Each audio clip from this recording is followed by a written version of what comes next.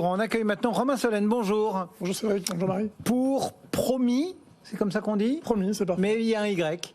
C'est un joli Y à la fin. À la fin. Et on va s'intéresser un petit peu à la suite de ce que disait Marie. Finalement, comment donner du pouvoir d'achat aux Français en cette année 2023 qui débute ? On va essayer. Comment est-ce qu'on peut faire ? Eh ben déjà, en expliquant qu'aujourd'hui, pour trouver du pouvoir d'achat, on peut déjà réfléchir au patrimoine qu'on a, notamment sa maison principale, sa résidence, son terrain éventuellement, si on a du terrain, et commencer à réfléchir que pour débloquer un petit peu la situation qu'a décrit Marie, il va falloir qu'on déverrouille un peu le foncier en France. Si on veut construire mieux et un peu moins cher, si on construit moins cher, il faut plus de foncier. Et pour faire plus de foncier, il faut permettre aux gens de savoir qu'ils ont un potentiel peut-être à vendre à un promoteur ou éventuellement un constructeur. Mais je vous interromps parce que moi je suis allée voir votre site, j'ai promis parce que j'adore le Y. Et en fait, ce que vous proposez, c'est quand même de valoriser à des propriétaires, de valoriser leur propriété. Et donc forcément d'essayer de vendre plus cher que ce qu'ils ne l'auraient pensé. Est-ce que vous n'avez pas l'impression de participer clairement ? Vous parlez de disponibilité du foncier. Si c'est pour vendre toujours plus cher, on va retomber dans les mêmes problématiques aujourd'hui. Alors si on construit plus et qu'il y a moins de saturation du marché, on va avoir plus de logements. En ayant plus de logements, les prix vont être un peu moins inflationnés justement. Oui, mais au démarrage, vous proposez quand même à ceux qui sont aujourd'hui propriétaires de vendre plus cher ce qu'ils pensaient. On fait ça pour une raison simple, c'est qu'aujourd'hui on se rend compte qu'il y a beaucoup de dépenses qui sont faites par les promoteurs dans la prospection, l'étude foncière. Avec l'association Promis, en fait, c'est nous qui centralisons cette recherche. Donc, au lieu que chaque promoteur ou constructeur dépense de l'argent, des dizaines de milliers d'euros, dans des recherches, dans des analyses ou dans des projections, c'est nous qui le faisons.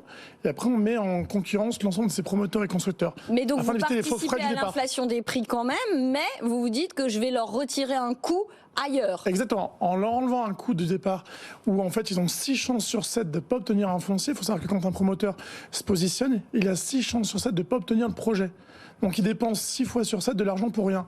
Avec nous, seul le promoteur qui remporte le projet va donc nous payer notre redevance, notre fisc, comme on dit, et les autres ne vont pas dépenser d'argent. Donc en fait, c'est nous qui prenons un risque de trouver du foncier, on valorise mieux pour le propriétaire, on redonne du pouvoir d'achat, on en parlait tout à l'heure avec Cédric, donner un peu de pouvoir d'achat donc aux propriétaires qui ont du foncier, et derrière, on va permettre de mieux construire et de déverrouiller du foncier. Parce qu'en fait, le gros problème que vous souleviez tout à l'heure, en tout cas, c'est construire et construire mieux, et on va en tout cas y participer. Ouais, enfin, les promoteurs, quand ils viennent chez nous, ils nous disent notre problématique. Alors, au-delà des problématiques du moment conjoncturel, j'ai envie de dire, avec les hausses des coûts, les délivrances de permis de construire, bon, ça, pour le coup, c'est structurel. Mais enfin, bon, bref, il y a ce coût du foncier qui ne baisse pas, qui ne veut pas baisser. Et pour eux, c'est une vraie problématique. Et c'est exactement pour ça qu'on a créé Promis. En fait, aujourd'hui, pour construire du foncier, il faut mieux acheter de manière plus pérenne et arrêter de se dissiper à droite à gauche. C'est ce qu'ils font tous actuellement. En fait, le foncier, c'est l'oxygène des promoteurs. S'ils n'ont pas cet oxygène-là, ils n'arrivent pas à vivre. Donc, ils dépensent des sommes folles, ils se mettent en concurrence, ils y vont à coût de centaines de milliers d'euros pour essayer d'emporter un projet, vont pas forcément être les plus efficaces. Nous, on redonne du pouvoir d'achat, donc d'une part aux propriétaires, surtout on limite les coûts pour le constructeur et le promoteur. En fait, c'est juste une situation pérenne, et j'insiste, c'est pour vraiment déverrouiller des zones qui sont tendues. Et bien entendu, ça nous intéresse également, mais on est capable d'apporter vraiment une image d'indépendant et choisir le bon promoteur par rapport au bon projet. Parce qu'il y a un point qui est important, c'est qu'aujourd'hui, vous avez environ 30 à 40% des projets qui aboutissent avec un promoteur. Pour raison simple, c'est que souvent on choisit le promoteur par rapport au plus cher. Chez Promis, c'est pas le plus cher qui l'emporte. Le critère prix est une des décisions, mais on rajoute 124 autres critères de décision pour choisir le bon promoteur par rapport au bon constructeur. Et ça ressemble à quoi ces critères ? Alors le promoteur, est-ce qu'il a des fonds propres ? Il a des bons points, des mauvais points ? Est-ce qu'il a déjà travaillé sur la commune, des bons points, des mauvais points ? Est-ce qu'il est co-responsable ? On va lui donner des bons points, des mauvais points. Et en fonction de l'ensemble de ces critères-là, donc 125 critères au total, dont le prix naturellement, on va donner un scoring pour définir quel est le bon promoteur. Par exemple, l'acheteur, il va savoir que tel promoteur, dans ses 3 résidences précédentes, il y a des problèmes d'infiltration, etc. Et du coup, c'est ça que vous prenez en compte ? Non, on va prendre en compte déjà l'historique du promoteur. Ouais, c'est ça. Face à ça, l'historique, c'est quoi ?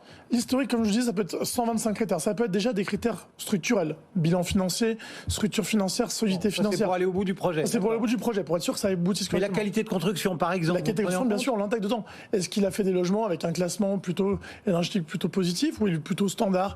Est-ce qu'il met des matériaux énergie renouvelable ou pas ? Est-ce qu'il privilégie le circuit court ? Par exemple, le circuit court est un des critères très importants dans Promis. Les promoteurs qui construisent à côté de chez eux avec des circuits courts, avec des entrepreneurs locaux, on donne énormément de points par rapport à ça, par rapport à des promoteurs je vous interromps, mais dans votre track record, par exemple, moi je suis propriétaire, bon c'est mon rêve, hein, mais ce n'est pas le cas. Mais est-ce que je vais pas avoir tendance un peu égoïstement à choisir quoi qu'il arrive le mieux disant, mais pas au niveau de votre scoring, au niveau du tarif qu'il va me proposer ? Alors aujourd'hui, 9 personnes sur 10 qui bossent avec nous enfin qui vont nous faire confiance, vont choisir le bon promoteur par rapport aux bonnes conditions. Raison toute simple, 30 à 35% de réussite quand on choisit que le prix, plus de 92 quand on choisit nos critères. Vous multipliez par 3 le taux de réussite.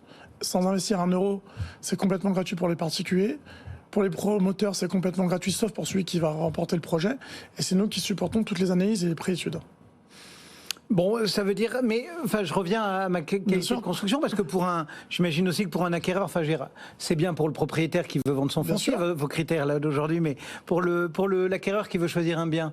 Là, pour le coup, vous pouvez l'aider ou vous pouvez pas l'aider? On va complètement l'aider. Aujourd'hui, comment choisir le bon promoteur à qui on va investir, dans lequel on va investir donc pour sa résidence principale ou éventuellement son investissement locatif, comme on le citait.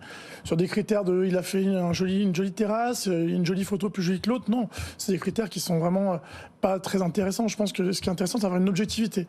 Nous, on n'appartient à aucune banque, aucun promoteur, qu'il soit gros ou petit, parce que j'en parlais comme ça, c'est pareil pour nous, ça nous importe peu.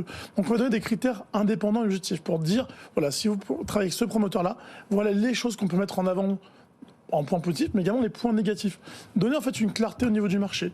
Notre outil qu'on a développé, le guichet unique, permet de collecter plus de 53 sources d'informations pertinentes complètement gratuitement. Pareil, c'est pour donner une sensibilité, donner un potentiel ou donner juste les informations pertinentes. Pour information, on ne s'intéresse pas qu'au neuf. Hein.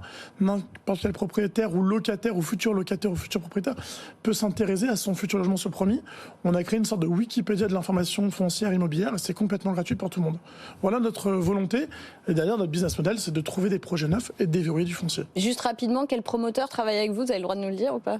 Les plus gros comme les plus petits. Alors, ils n'ont pas encore tendance à en parler, mais aujourd'hui, on a des promoteurs sur la région lyonnaise qui nous ont fait confiance et maintenant, on développe promis sur l'ensemble du territoire. On veut être à la fois digital, comme on l'est, et local. Donc, on développe en fait des partenaires qui vont gérer des zones pour déverrouiller le foncier. Donc, on a des développements dans le Calvados, des développements à Nîmes, également dans le Var. Et en fait, c'est d'avoir vraiment un ancrage local avec un référent humain qui va être l'hybride ou le tiers de confiance entre les promoteurs constructeurs qui ont toujours une mauvaise apparence et les particuliers qui vont avoir enfin les armes pour, en tout cas, avoir les informations pour se défendre et en tout cas trouver les bonnes solutions pour le futur.